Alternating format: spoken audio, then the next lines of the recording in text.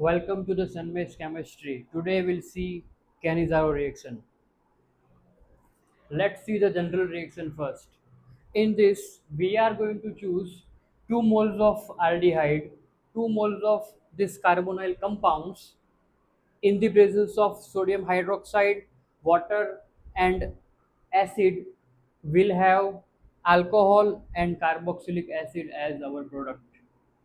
What thing we should remember to understand this reaction is reactants, these reactants which are formaldehyde in this case should not have alpha hydrogens. Should not have alpha hydrogens. These reactants, you can see that they don't have any alpha hydrogens. And this point is going to distinguish Aldol condensation and Cannizzaro reaction. For preparation of alcohol as well as carboxylic acid, dual products are going to form. Two products are going to form in this reaction. Now we'll see the reaction mechanism.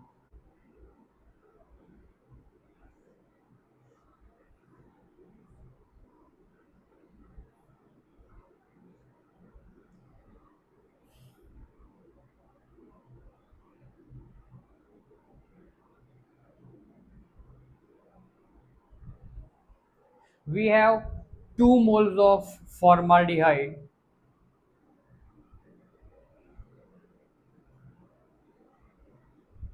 sodium hydroxide. Now in the first step of the mechanism, sodium hydroxide Na plus OH minus nucleophile. Yes, it is nucleophile. It is having a lone pair. Which one is electrophile? This carbon is electrophile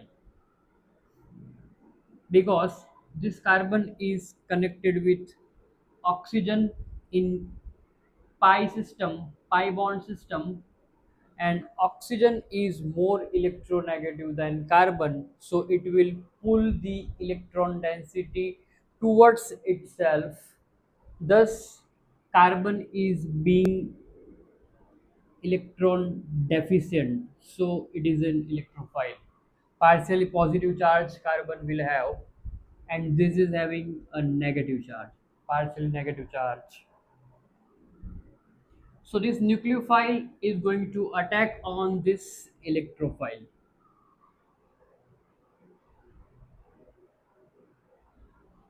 When that hydroxide is going to attack,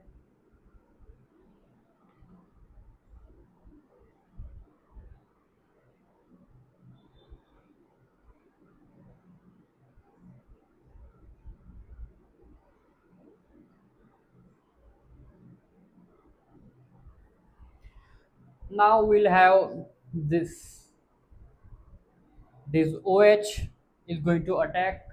So the bond between the carbon and oxygen, in this carbon is having 5 valency, unstable, it is not going to take place.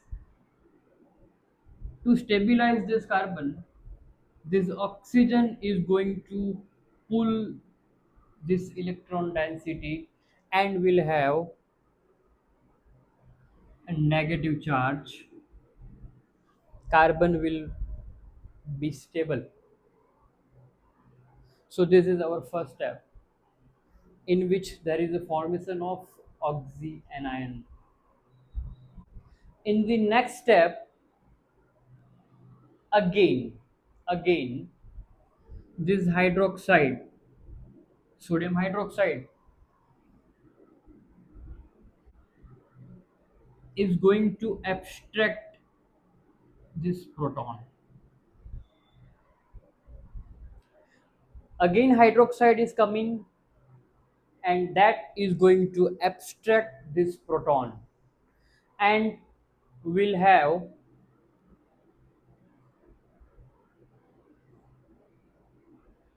O minus, H, H, and now O negative. Now there are two oxygen ions. This is known as dianion. So in the next step, the formation of dianion. Now the question is that why this dianion forms in this. If you look at the first step, you will see that there is a oxygen ion O minus. So simply that O minus can do something to forward the mechanism. And for an example, it can have a proton from water and can form OH and can form that OH.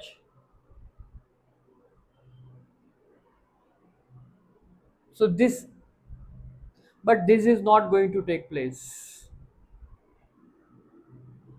Why? The reason is that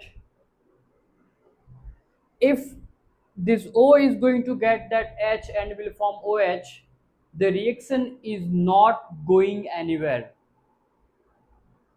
The reaction is not going anywhere.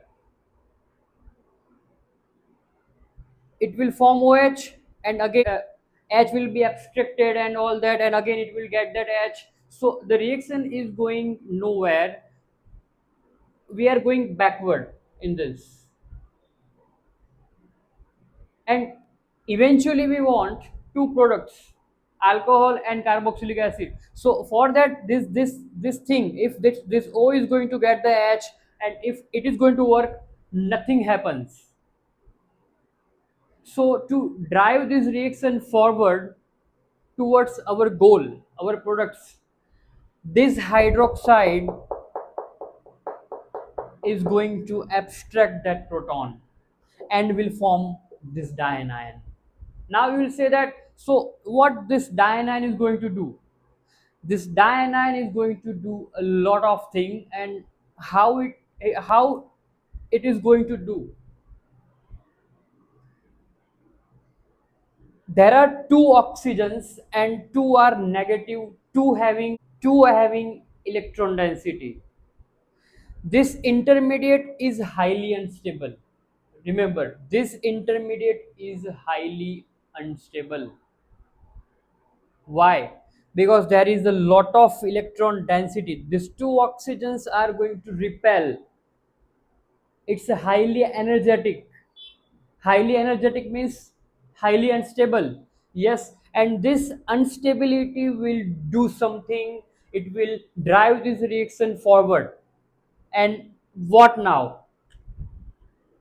Once there is a formation of dianion, one of the oxygen from this two is going to form a double bond. When double bond will take place, this carbon will have 5 valency, again unstable, and to overcome that, this intermediate is going to kick off this hydrogen. It is going to kick off that hydrogen. And when this hydrogen is going to leave, this hydrogen is going to live with electrons. Yes, with electrons. Though carbon is more electronegative than hydrogen, actually when the bond is going to break, carbon must have the electrons. But because of this configuration, because of this dianion configuration, this carbon can be stable without those electrons. It can achieve its 4 valency, so this carbon don't need that electrons. So now this intermediate is going to kick off that hydrogen with the electrons, and this is called hydride. Yes, this is called hydride. When hydrogen is going to live with electrons, that is a hydride. It is a nucleophile. It is a hard nucleophile. And now further that hard nucleophile hydride is going to drive this reaction forward. That is why this hydroxide is coming again to abstract that proton and to form dianion, and that dianion is highly energetic, highly unstable. There is repulsion, so compound that intermediate will do something and it will simply kick off that hydrogen with a lone pair, and now that hydride is simply going to drive that reaction forward. How? Now that hydride is a strong nucleophile, and again what thing we have 2 moles of formaldehyde, and the first mole is used, the second one is still there. This is again electrophile, so this is an electrophile, this is a nucleophile. Now this hydride is simply going to attack on that electrophilic center. When this hydride is going to attack on this carbon, there is a bond formation between hydrogen, this hydride, and carbon. So it will be like this. Yes, one more H is added. Again, carbon will have 5 valency. So to stabilize that, oxygen will accommodate pi electrons and will be negative. Yes, and it will be negative.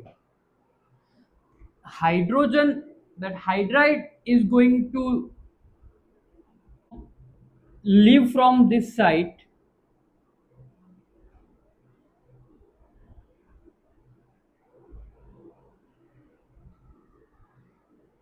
and this is known as a carboxylate ion. This is known as carboxylate ion. Yes, this is carboxylate. That simply hydride shift is going to form two anions. First one is carboxylate and second one is alkoxide. Second one is alkoxide. This is called alkoxide, this is called carboxylate. And why these two anions forms? Because of the hydride shift, because of the formation of dianion, and this thing simply achieves two anions, this alkoxide and this carboxylate.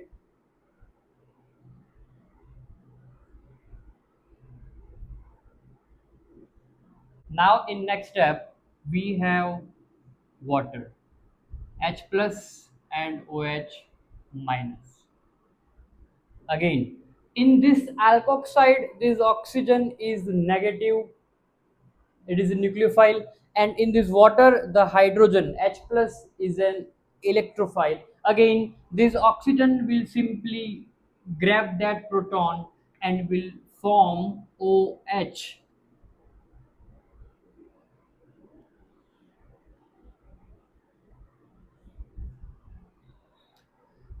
And tell me, what compound is this? This is an alcohol.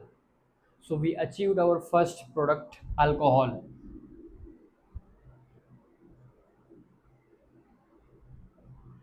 Still we have to get our second product. Now in the next step, which reagent left? That last acidic workup, acid, that H plus protons. Yes, now that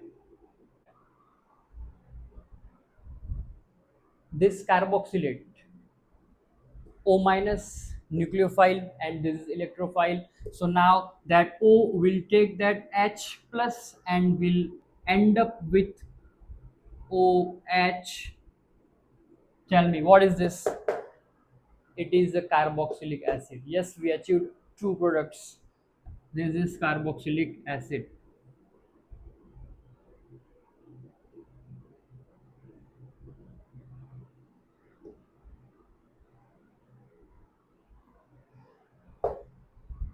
This is how we can perform Cannizzaro reaction.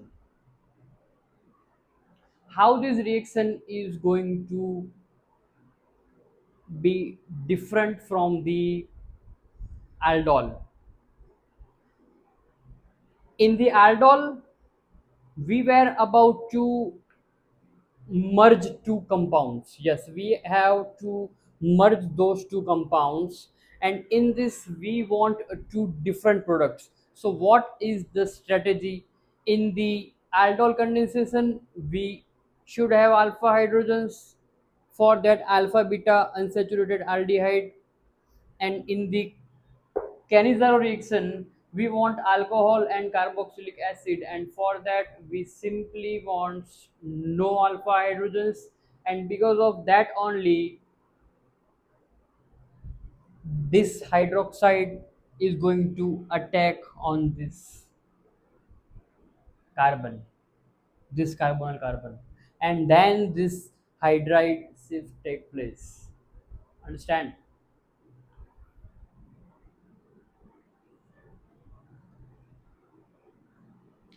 One more reaction is there, cross Cannizzaro. The mechanism and everything will remain same. Just what thing you need to change in the cross Cannizzaro, you have to choose a two different aldehyde that should not have alpha hydrogens. For an example, if in Cannizzaro we are taking formaldehyde plus formaldehyde, so in cross Cannizzaro reaction, you can choose one formaldehyde and one benzaldehyde, and simply you will achieve your alcohol and carboxylic acid. The mechanism will remain same and everything will remain same. Thank you.